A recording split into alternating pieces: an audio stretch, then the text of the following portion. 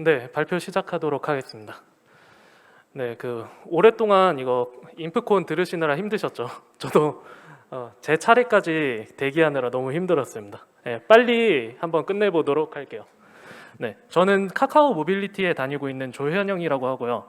저는 오늘 이 자리에 저희 회사의 경험담을 공유하기 위해서 나왔습니다. 예, 주제는 이제 서버비 빵원 클라우드 큐 도입으로 해냈습니다인데, 빵원에 집중하시기보다는 클라우드와 큐가 오늘 핵심 단어니까 거기에 더 집중을 해주셨으면 좋겠습니다. 네, 그래서 저희 문제에 공감을 좀 하시려면 이제 저희 서비스에 대해서 어느 정도 아셔야 되기 때문에 간단하게 저희 서비스 소개와 어떤 문제가 있었는지, 그리고 그걸 어떻게 해결했는지, 그리고 그 후에 어떤 점들을 주의해야 하는지, 이런 순서로 오늘 발표를 진행해 보도록 하겠습니다. 네, 그래서 여러분들 혹시 저를 이미 알고 계시는 분들은 대부분 다 제로초 블로그나 제로초 유튜브, 이렇게 제로초라는 이름으로 더 많이 알고 계시거나, 아니면 뭐 노드 교과서, Let's Get It 자바스크립트 이런 책으로 알고 계실 텐데요.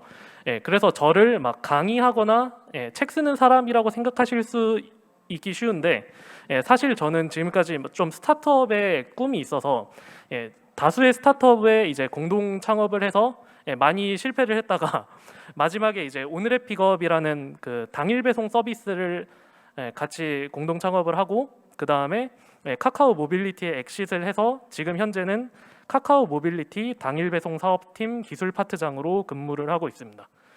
저는 보통 그냥 회사에서 시키는 거 아무거나 다 개발을 해서 앱, 웹, 서버, 크롤링, 뭐 데이터 정제 등 필요한 부분에서 그냥 전부 다 코딩을 하고 있습니다.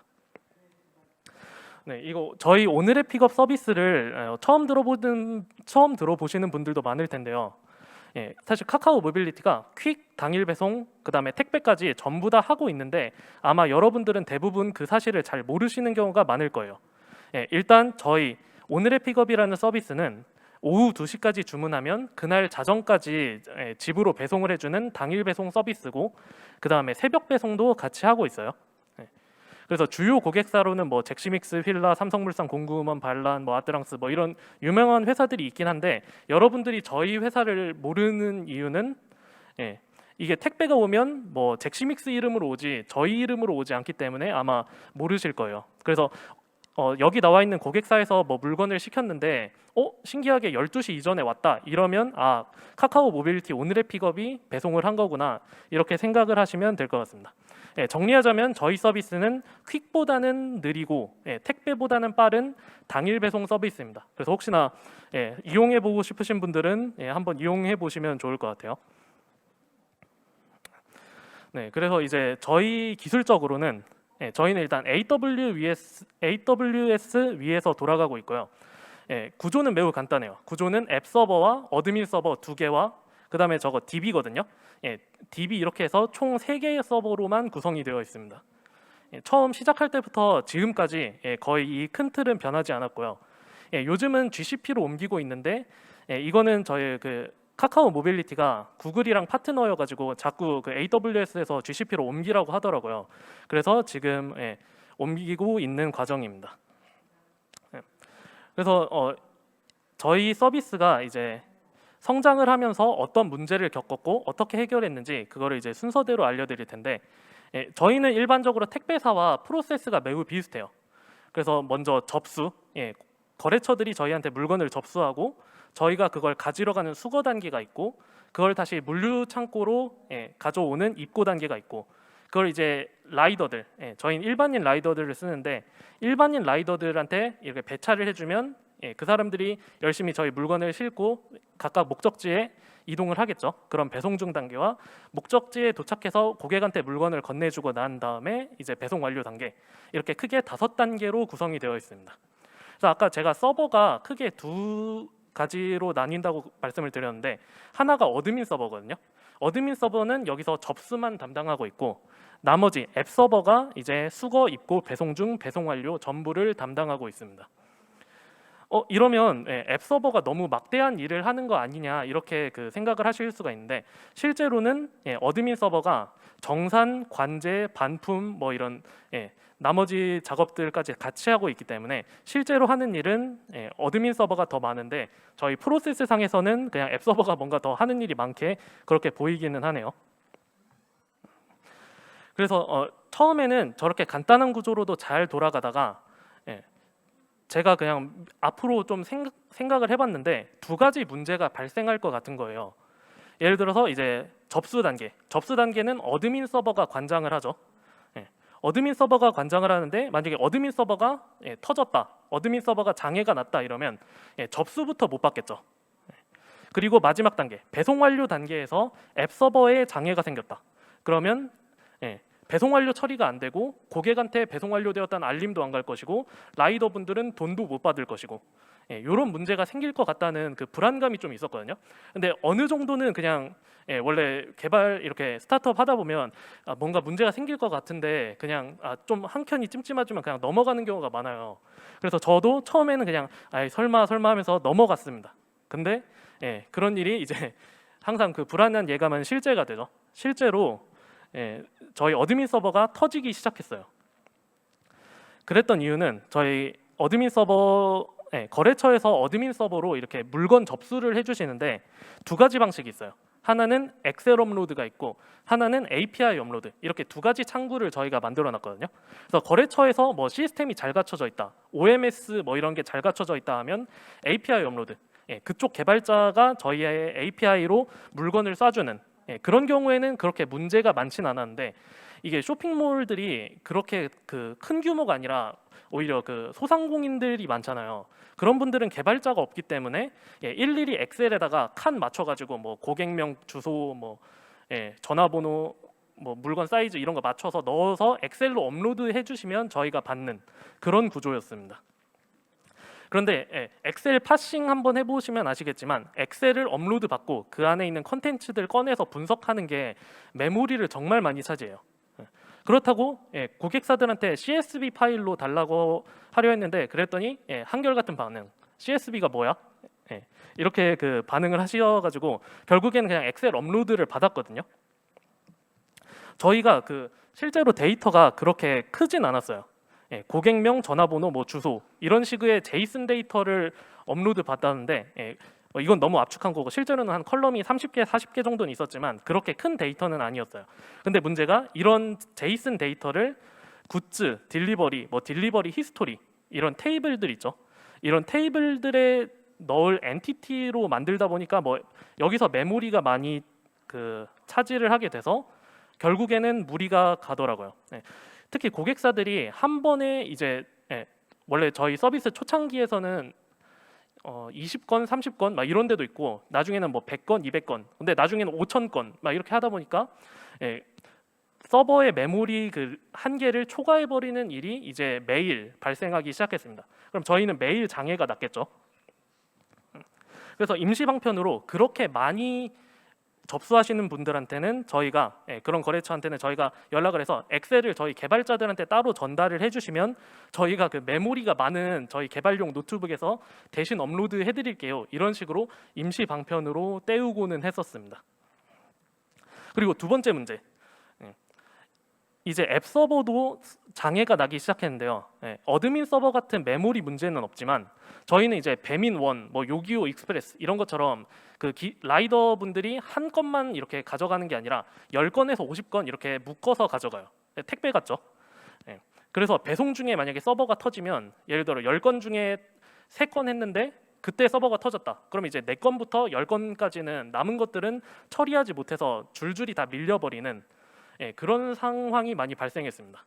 그래서 이렇게 시간이 자꾸 늦어지다 보니까 당일 배송인데 저희 서비스 이름은 당일 배송인데 이길 배송이 되어버리는 그런 상황이 많이 나오게 되는데 이게 너무 빈번해지면 저희 회사가 무너지잖아요. 저희 회사 이름을 이길 배송으로 바꿔야 되잖아요.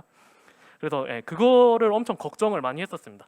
저희가 아이템을 잘못 잡았어요. 너무 그 하드한 아이템을 잡았습니다. 당일 배송과 새벽 배송.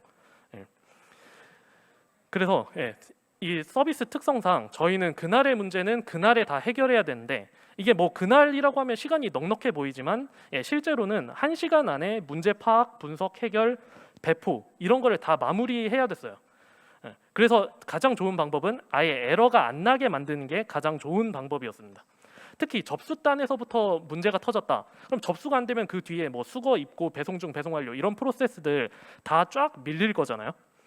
그래서 접수가 터지는 날은 정말 아찔하고, 그다음에 배송 완료 처리는 뭐 어떻게 임시 방편으로 하기는 했는데, 배송 완료 처리가 늦어지면 이제 고객들한테 당일에 온다고 했는데 왜 12시 넘냐 이런 컴플레인 때문에 또 힘들었고, 이런 그 지금 발표하면서도 아찔했던 그런 경험들이 자꾸 떠오르는데요.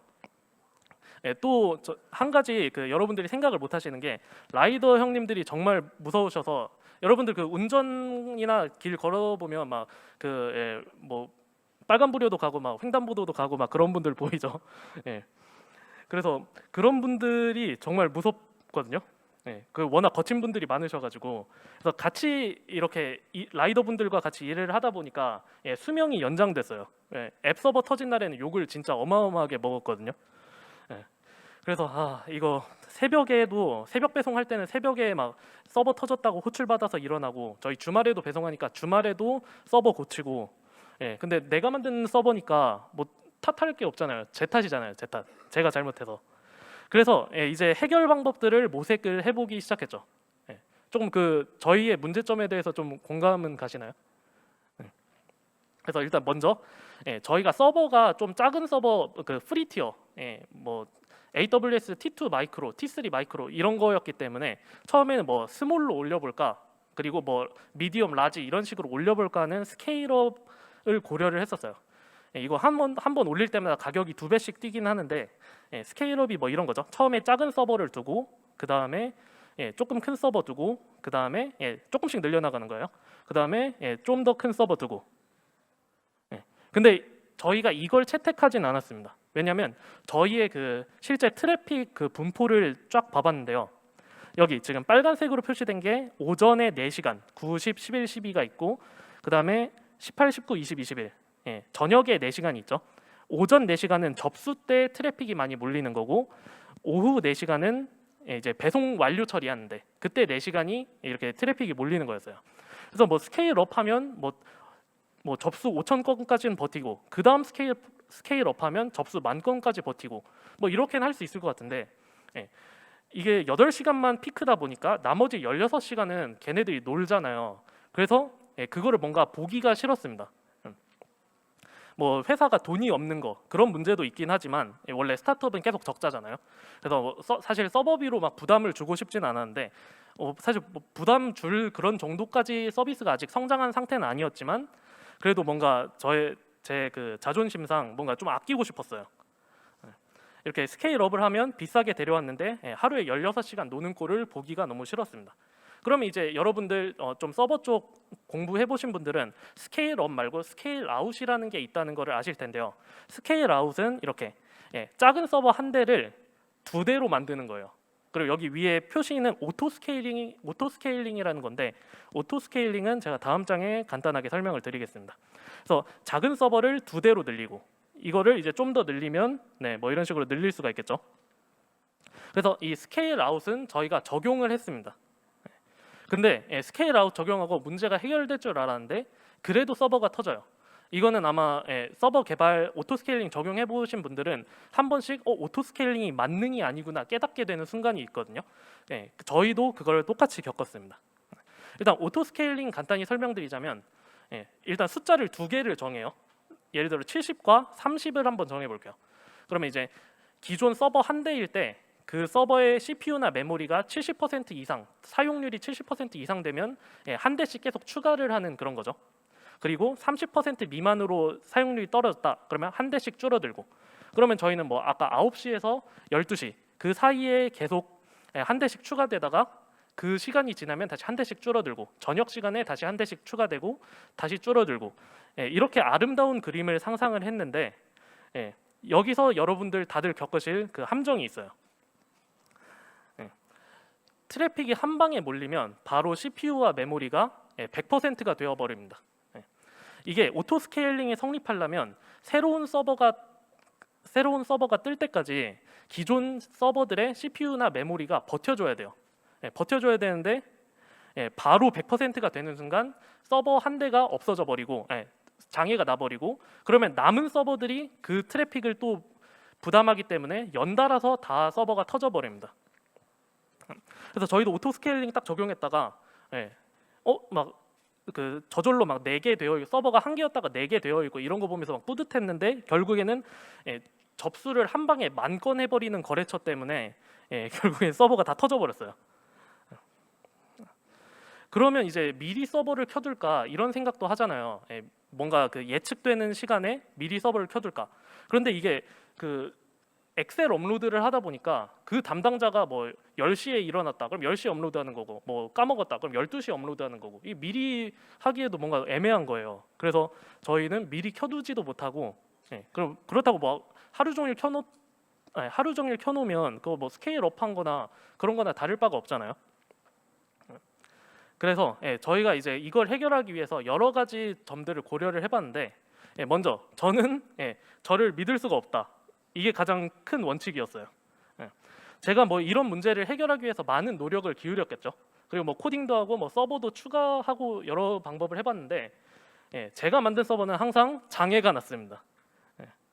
이게 당연한 게 그 사람이 완벽할 수는 없는 거라서 저도 막 그 오토 스케일링 적용하고 이런 문제가 발생할 줄 막 처음에 몰랐을 거잖아요. 그런 식으로 어떤 해결책을 쓰더라도 항상 제가 만든 서버는 결국에 그 장애가 났고요. 그 다음에 일단 저희 스타트업이 적자였기 때문에 그 스케일업 비싼 서버 쓸 생각도 못했고요. 그리고 가장 그 문제를 좀 분석을 해보니까 가장 핵심적인 거는 한 방에 너무 많은 트래픽이 들어오는 거. 그게 가장 문제였어요. 그래서 누가 중간에서 천천히 트래픽을 보내줬으면 좋겠다. 접수를 10,000건 한 방에 하지 말고 한 건씩 계속 보내줬으면 좋겠다. 요게 이제 저희의 결론이었습니다. 그래서 저희가 이제 결론적으로 해결책을 찾은 게 이런 질문들에 이제 답을 해보기 시작했거든요. 누구를 믿을 수 있나? 제가 만든 서버는 계속 그 장애가 날 수 있지만 AWS에서 직접적으로 운영하는 그런 서비스들은 그 약관 같은 거 보시면 99.99% 보장한다 이렇게 약관이 되어 있어요. 그리고 돈이 안 드는 게 있나? 또 AWS에 보면 프리 티어들, 뭐 람다나 S3나 어느 정도 다 공짜들이 있거든요. 이것도 오케이. 그리고 중간에 천천히 보내줄 수 있는 게 있나? 그럼 이제 AWS 서비스 중에서 제가 찾아봤어요. 뭐 이렇게 천천히 보내줄 수 있는 게 있나? 찾아봤더니 클라우드 큐, 이름이 클라우드 큐는 아니고 바로 AWS SQS였습니다. 자, 여기서 큐 한번 다들 자료 구조나 그다음에 뭐 대기열 이런 거에서 많이 큐 보셨을 텐데요. 뭐 이런 게임 서버도 큐가 있고 그다음에 이렇게 수강 신청하는 거 이런 것도 있고 그리고 이거 막 뮤지컬 이렇게 티켓팅하는 거 이거 제가 실제로 한 건데 이거 2,000번이면 엄청 잘한 거거든요. 그래서 막 박효신 막 앞자리에서 본다 막 이렇게 기대를 엄청 하고 있었는데 팝업 차단 그거 끄는 거 깜빡해가지고 다 기다렸더니 안 뜨더라고요. 그래서 다시 했더니 2만 등이어서 뒤에서 봤습니다. 엄청. 그래서 저희가 AWS SQS를 도입을 했어요. 그래서 어떻게 됐냐면 거래처에서 저희 어드민 서버로 바로 이렇게 접수를 하는 게 아니라 중간에 S3, 엑셀은 S3에 업로드를 했습니다. S3는 이제 AWS에서 제공하는 파일 저장소 같은 느낌이고요. 그리고 그렇게 그 S3에 엑셀이 업로드되면 람다라는 그 서비스에서 엑셀을 파싱을 했어요. 그러니까 엑셀을 제이슨으로 만들어줬습니다. 그리고 람다는 엑셀을 제이슨으로 만들어서 SQS라는 큐에다가 그 제이슨 한 줄 한 줄을 이렇게 하나씩 넣어줬어요. 그럼 최종적으로 거래처가 접수를 하면 SQS에 모든 파일들이 다 모여 있겠죠. 그 모든 그 접수건들이 제이슨으로 모여 있겠죠. 그러면 그거를 어드민 서버에서 하나씩 꺼내서 이제 DB에 저장을 하게 되었습니다. 여기서 주목하실 게 화살표가 반대예요.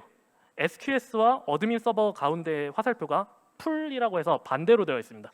이 점이 이제 나중에 나올 GCP, 구글 쪽과 다른 점이에요. 그래서 SQS는 뭐 행동 같은 걸 저장해 놓는 게 아니라 단순히 이런 제이슨 데이터를 저장을 해놔요. 대신에 Q니까 당연히 들어온 순서대로 저장이 되어 있겠죠. 그래서 이 데이터를 어떻게 쓸지는 자유인데 저희는 어드민 서버가 이제 그 어드민 서버의 능력이 되는 대로 하나씩 이렇게 땡겨와서 처리하도록 DB에 넣도록 그런 식으로 구성을 짰습니다. 이게 그 SQS는 한 번에 저장할 수 있는 게 12만 건 제한이 있는데 사실 12만 건 다 찼다. 그러면 2개 만들어서 24만 건 이렇게 늘리시면 돼요. 그래서 실제 예를 한번 들어보자면 거래처 두 곳이 있고 한 곳은 막 한 번에 주문 접수를 5,000건 하고 하나는 1,500건 하면 총 6,500건이죠. 근데 저희 어드민 서버는 2,000건만 동시에 처리 가능한 거예요. 그러면 당연히 어드민 서버에서 이렇게 불이 나겠죠. 그런 거를 이제 SQS를 도입하면 뭐 6,500건 그냥 SQS에 다 받을 수가 있어요. AWS는 12만 건 이렇게 한 방에 다 받을 수가 있기 때문에 여기에다가 중간에 한번 몰아놓는 이런 그 공간을 만들어 두고 어드민 서버는 뭐 하나씩 가져와서 처리를 하면 되겠죠. 아니면 저희가 어드민 서버가 2,000건까지 처리 가능하니까 2,000건씩 4번에 걸쳐서 가져오면 되겠죠. 이런 식으로 구조 개선을 할 수가 있었습니다. 그리고 부가적인 장점이 있는데요. 원래 저희가 기존 방식을 썼을 때 거래처 엑셀 업로드가 실패하면 거래처 관리 그 담당자가 한 번 더 올려줘야 됐어요. 근데 그게 또 안 되면 그 거래처 담당자가 2번, 3번 이렇게 올려줘야 되는 그런 일이 많았거든요. 본의 아니게 그 거래처에 민폐를 끼치게 된 거죠.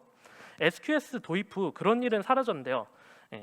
SQS 과정에서 좀 에러가 있었다. 그러면 SQS는 데드 레터 큐라는 거를 제공을 해요. 데드 레터 큐라고 해서 그 어드민 서버에서 이렇게 그 제이슨 데이터를 당겨 받았는데 에러가 났다. 그러면 그 부분이 데드 레터 큐에 따로 얘도 큐예요. 에러 난 애들만 이렇게 그 데이터들이 모아져 있습니다. 그러면 실패 건을 제외하고는 전부 다 성공을 한 거고 실패 건들만 모아져 있는 데드 레터 큐에서 그거 이제 저희 개발자들이 그 데이터만 갖고 분석을 해서 에러 원인을 찾아내고 다시 에러 해결해서 그 에러 건들 다시 올려주면 되겠죠. 그래서 이제 거래처 담당자와 통화를 하는 일이 줄어들었어요. 그리고 이제 카카오 모빌리티에서 저희 인수하고 난 후에 자꾸 GCP로 바꾸라고 해서 GCP로 한번 바꿔봤는데요. 이게 GCP가 AWS와 1대1 대응되는 제품들이 거의 다 있습니다. 거의 다라고 한 이유가 SQS가 대응이 잘 안 되더라고요. 그래서 일단 S3는 GCS 클라우드 스토리지가 있고 람다는 클라우드 펑션스가 있어요. 그리고 SQS 대신에 클라우드 태스크가 있는데 이번에는 제가 화살표 방향을 반대로 바꿨어요. 아까는 그 푸시가 아니라 풀 방식이었죠. 화살표가 반대입니다. 그래서 그 GCP에서는 이게 그 클라우드 태스크와 SQS 간에 큰 차이가 있었는데요. 클라우드 태스크도 똑같이 제이슨 데이터로 데이터를 갖고 있는 거는 똑같은데 추가적인 게 있어요.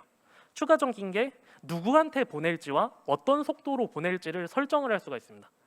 그래서 이게 어드민 서버에서 클라우드 태스크 데이터를 가져오는 게 아니라 클라우드 태스크에서 설정을 잘 해서 어드민 서버로 일정 주기로 일정 개수를 보내는 그런 방식으로 바뀌어야 됐어요. 만약 속도를 조절을 못하면 그냥 그 거래처에서 한 방에 엑셀 업로드하는 거랑 똑같은 현상이 발생하겠죠. 그래서 저희가 이거 서버 좀 터트려 가면서 이 적절한 속도를 한번 찾아냈고요.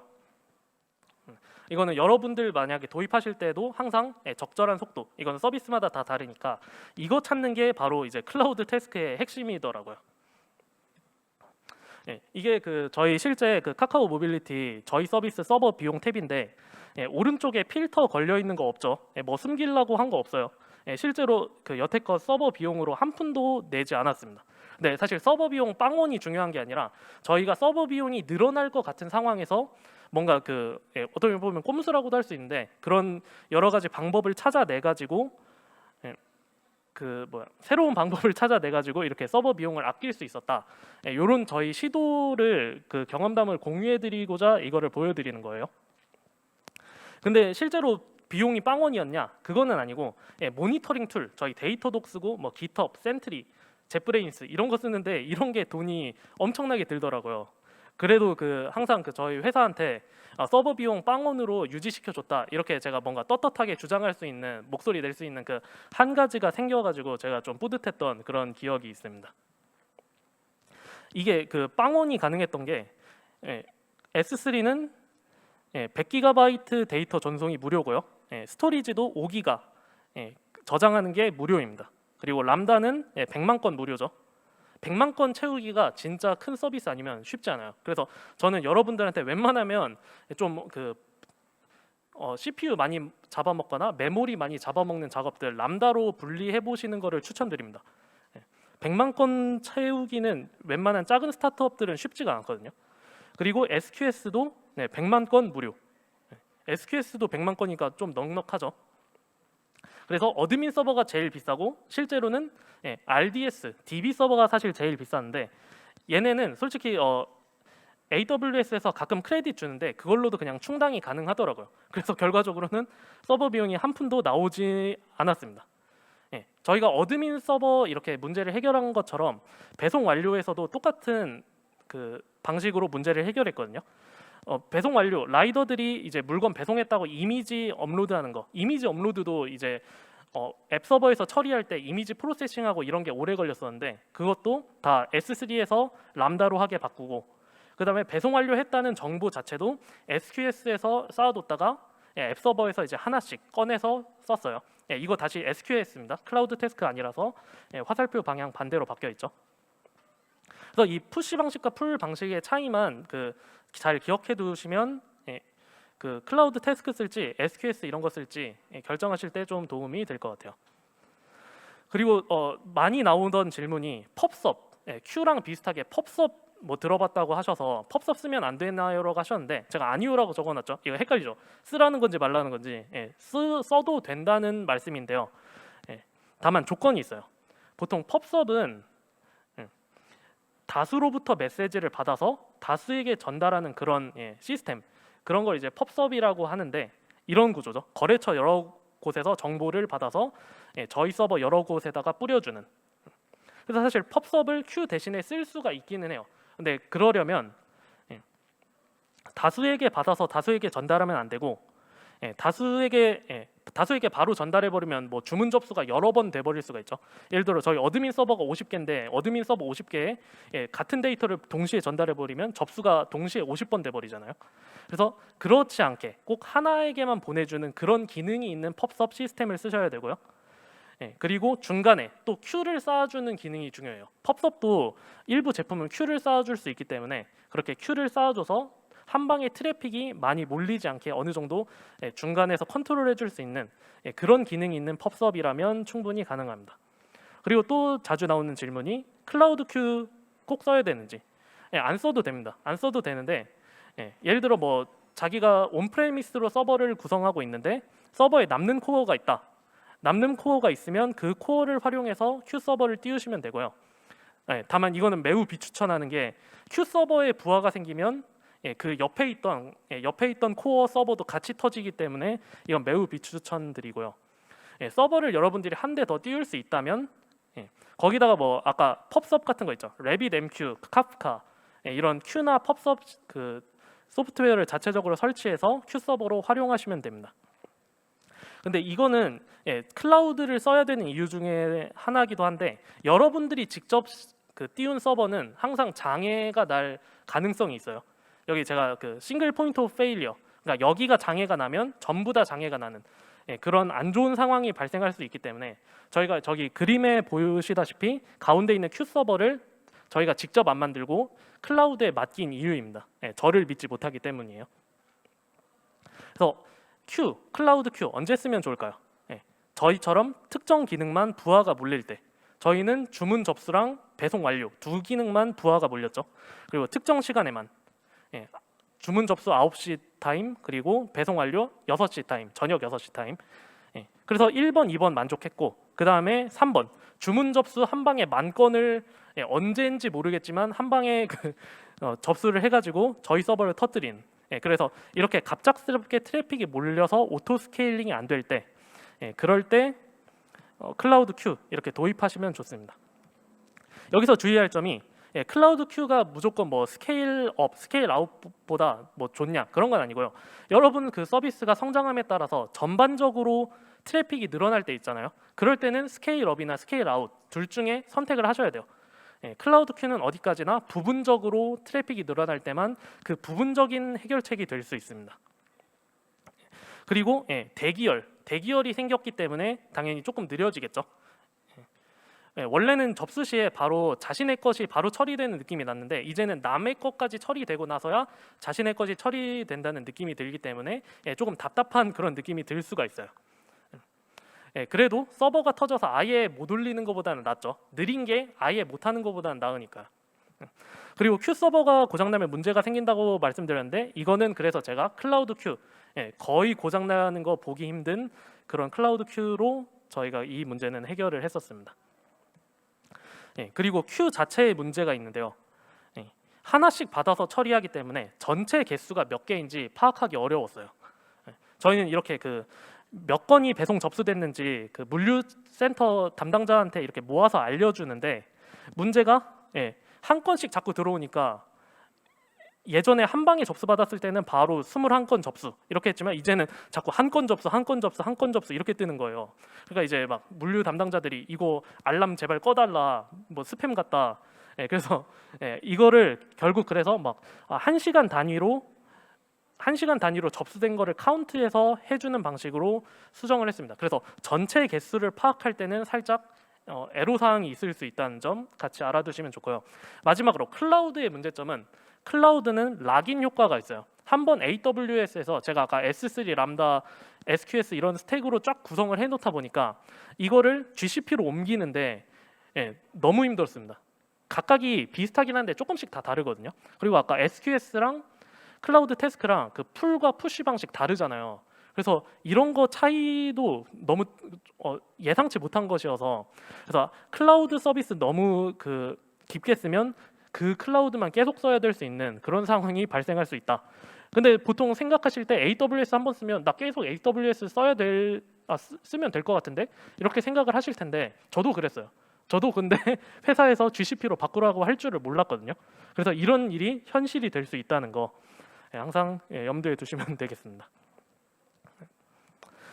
그래서 저는 지금은 이런 문제들 잘 해결해서 뭐 주말이나 새벽에 일어나는 일, 호출 받는 일이 한 최근 6개월 정도는 없었던 것 같아요.